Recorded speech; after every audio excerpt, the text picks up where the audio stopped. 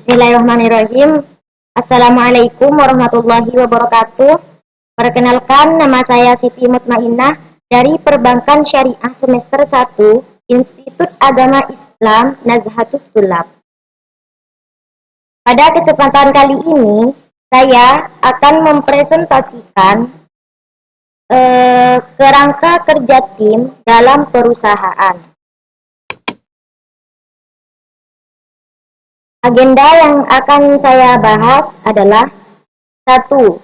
Transformasi individu menuju tim. Yang kedua, tim kerja perusahaan dalam revolusi informasi. Yang ketiga, pendekatan kompetensi sebagai acuan pengembangan karir individu. Yang keempat, menciptakan hubungan yang harmonis dalam perusahaan. Yang kelima, konflik dalam perusahaan sebagai perilaku komunikasi. Yang pertama, saya akan menjelaskan tentang kerangka kerja tim dalam perusahaan. Kerangka kerja tim dalam perusahaan adalah suatu metode yang digunakan untuk mengorganisasi, mengatur, dan menentukan tugas dan tanggung jawab dari setiap anggota tim dalam sebuah perusahaan. Kerangka kerja tim memiliki tujuan utama untuk menciptakan sebuah tim yang efisien, berorientasi pada hasil, dan dapat bekerja secara harmonis untuk menyelesaikan tugas yang diberikan. Berikut adalah langkah-langkah untuk mengembangkan kerangka kerja tim dalam perusahaan. Yang pertama, 1.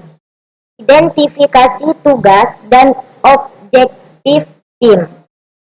Pertama, identifikasi tugas dan objektif tim. Tugas tim adalah suatu kumpulan pekerjaan yang harus dilakukan oleh tim untuk menyelesaikan masalah atau memenuhi permintaan. Objektif tim adalah suatu hasil yang diinginkan dari tim. Yang kedua, pemilihan anggota tim. Setelah identifikasi tugas dan objektif tim, pilih anggota-anggota yang sesuai dengan tugas dan objektif tim. Pilih anggota-anggota berdasarkan kualifikasi, kompetensi, dan keahlian yang diperlukan untuk melaksanakan tugas tim. Yang ketiga, menentukan tugas dan tanggung jawab. Setelah anggota-anggota tim, menentukan tugas dan tanggung jawab dari setiap anggota tim. Distribusi tugas harus disesuaikan dengan kualifikasi, kompetensi, dan keahlian setiap anggota tim. Dan yang keempat adalah menentukan waktu dan deadline. Setelah menentukan tugas dan tanggung jawab, menentukan waktu dan deadline untuk setiap tugas. Deadline harus disesuaikan dengan waktu yang diperlukan untuk melaksanakan tugas dan juga waktu yang diperlukan untuk melakukan pemantauan dan evaluasi hasil pekerjaan. Dan yang kelima, menetapkan metode kerja. Setelah menetapkan waktu dan deadline, menetapkan metode kerja yang akan digunakan oleh tim untuk melaksanakan tugas. Metode kerja harus disesuaikan dengan kualifikasi, kompetensi, dan keahlian setiap anggota tim. Dan yang keenam, menetapkan kriteria penilaian. Setelah menetapkan metode kerja, menetapkan kriteria penilaian yang akan digunakan untuk melakukan pemantauan dan evaluasi hasil pekerjaan. Kriteria penilaian harus disesuaikan dengan objektif tim dan juga kualifikasi, kompetensi, dan keahlian setiap anggota tim. Yang ketujuh, melaksanakan kanwil. Setelah menetapkan semua aspek dari kerja tim, melaksanakan kanwil atau melaksanakan proses pelaksanaannya secara bersama-sama dengan semua anggota tim. Melaksanakan kanwil harus dilakukan secara teratur dan sesuai dengan kerangka kerja tim yang ditetapkan sebelumnya. Pokok pembahasan yang pertama adalah transformasi individu menuju tim. Pengalaman menjadi bagian dari sebuah tim dapat membawa individu kepada transformasi yang signifikan. Berikut adalah beberapa cara ini bisa terjadi. Yang pertama, menjadi lebih fokus pada tujuan tim. Ketika orang menjadi bagian dari sebuah tim, mereka mengajar diri mereka untuk fokus lebih pada tujuan tim daripada pribadi. Tim memiliki suatu misi, dan setelah mereka menjadi bagian dari tim, mereka mengajar diri mereka untuk menghasilkan hasil yang memenuhi tujuan tim. Yang kedua, menjadi lebih kreatif dan ingin melakukan perubahan. Ketika orang menjadi bagian dari sebuah tim, mereka mengajar diri mereka untuk menghasilkan ide dan cara baru untuk menghasilkan hasil yang lebih baik. Tim memiliki suatu kultur yang mengkol kreativitas dan perubahan. Dan setelah mereka menjadi bagian dari tim, mereka mengajar diri mereka untuk melakukan perubahan dan menghasilkan ide baru. Yang ketiga, menjadi lebih responsif. Ketika orang menjadi bagian dari sebuah tim, mereka mengajar diri mereka untuk menghasilkan hasil yang memenuhi kebutuhan lain. Tim memiliki suatu kultur yang mengkop responsivitas, dan setelah mereka menjadi bagian dari tim, mereka mengajar diri mereka untuk melakukan tugas yang diberikan dan memenuhi kebutuhan lain. Poin yang keempat, menjadi lebih terbukti. Ketika orang menjadi bagian dari sebuah tim, mereka mengajar diri mereka untuk memperbaiki diri dan melakukan tugas secara terbukti. Tim memiliki suatu kultur yang mengkorot terbukti, dan setelah mereka menjadi bagian tim, mereka mengajar diri mereka melakukan tugas secara terbukti dan memperbaiki diri secara berkala. Poin yang kelima adalah menjadi lebih komunikatif. Ketika orang menjadi bagian dari sebuah tim, mereka mengajar diri mereka untuk menghasilkan komunikasi yang efektif dan efisien. Tim memiliki suatu kultur yang mengkop komunikasi, dan setelah mereka menjadi bagian dari tim, mereka mengajar diri mereka untuk melakukan komunikasi yang efektif dan efisien. Poin yang keenam, menjadi lebih kooperatif. Ketika orang menjadi bagian dari sebuah tim, mereka mengajar diri mereka untuk melakukan tugas secara kooperatif. Tim memiliki suatu kultur yang mengkooperatif, dan setelah mereka menjadi bagian dari tim, mereka mengajar diri mereka untuk melakukan tugas secara kooperatif dan melakukan tugas yang diberikan oleh teman-temannya dalam tim. Poin yang ketiga yaitu tim kerja perusahaan dalam revolusi informasi. Tim kerja perusahaan dalam revolusi informasi merupakan sebuah tim yang bekerja di dalam sebuah perusahaan untuk mengimplementasikan dan mengembangkan strategi dalam revolusi informasi. Revolusi informasi adalah perubahan yang signifikan dan melibatkan penggunaan teknologi informasi dan komunikasi atau TIC untuk membantu mengoptimalkan proses bisnis, meningkatkan efisiensi, dan mempercepat pemasaran produk dan layanan. Tim kerja perusahaan dalam revolusi informasi bertanggung jawab untuk mengidentifikasi kebutuhan informasi dan teknologi yang diperlukan oleh perusahaan. Yang kedua, mengembangkan strategi dan solusi untuk mengoptimalkan proses bisnis dengan menggunakan teknologi informasi dan komunikasi atau TIC. Yang ketiga, membantu mengintegrasikan TIC dengan proses bisnis lainnya, seperti pemasaran, produksi, dan distribusi.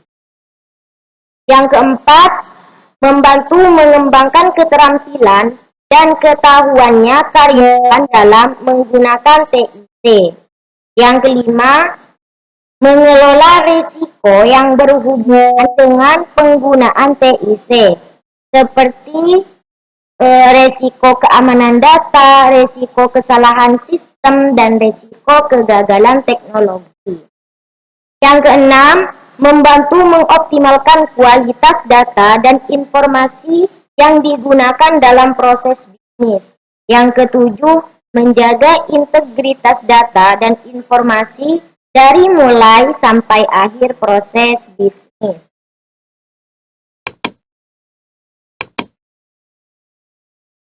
Yang kedelapan, membantu mengembangkan strategi untuk menghandle data masa depan, seperti data cloud, data lake, dan data warehouse.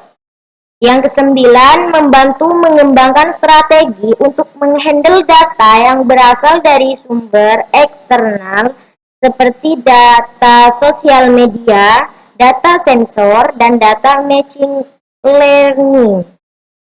Yang kesepuluh, membantu mengembangkan strategi untuk menghandle data yang berasal dari aplikasi internal seperti aplikasi CRM, aplikasi ERP, dan aplikasi SCM. Yang ke-11, membantu mengembangkan strategi untuk menghandle data yang berasal dari aplikasi eksternal, seperti aplikasi e-commerce, aplikasi booking, dan aplikasi sosial media marketing. Yang ke-12, membantu mengembangkan strategi untuk menghandle data yang berasal dari aplikasi mobil seperti aplikasi pemesanan online, aplikasi pembayaran online, dan aplikasi logistik online. Yang selanjutnya, membantu mengembangkan strategi untuk menghandle data yang berasal dari aplikasi lot atau Internet of seperti aplikasi sensor kesehatan, aplikasi sensor industri, dan aplikasi sensor transportasi. Yang selanjutnya, membantu mengembangkan strategi untuk menghandle data yang berasal dari sumber eksternal lainnya, seperti data publik, data open source, dan data government open data atau GOOD. Selanjutnya, membantu mengembangkan strategi untuk menghandle data masa depan dari sumber eksternal lainnya, seperti data AI atau artificial intelligence, data robotis, dan data blockchain.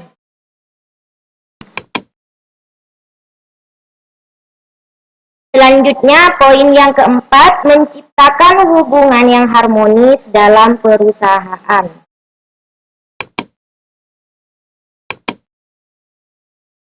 Menciptakan hubungan yang harmonis dalam perusahaan adalah proses yang memerlukan ketatan dan ketertiban dari segi manajemen. Berikut adalah cara untuk menciptakan hubungan yang harmonis dalam perusahaan. Yang pertama, establisikan visi dan misi perusahaan.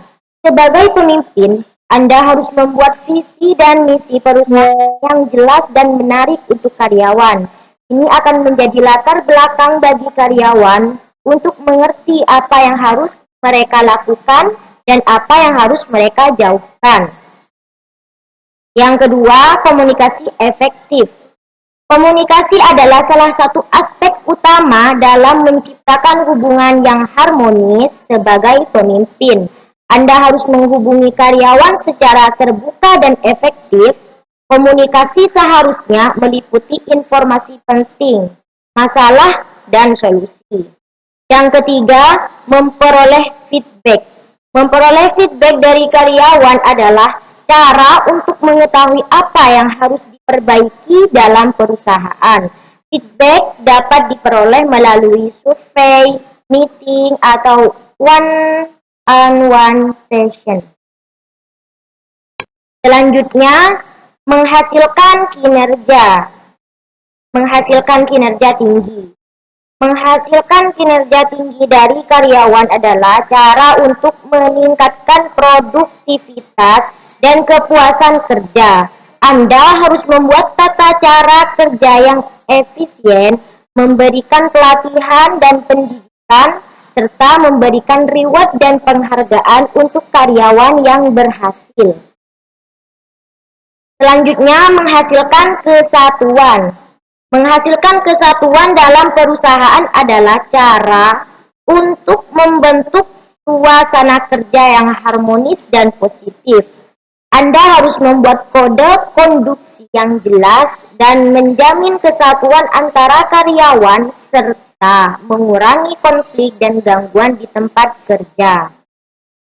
Selanjutnya, menghasilkan kesehatan mental.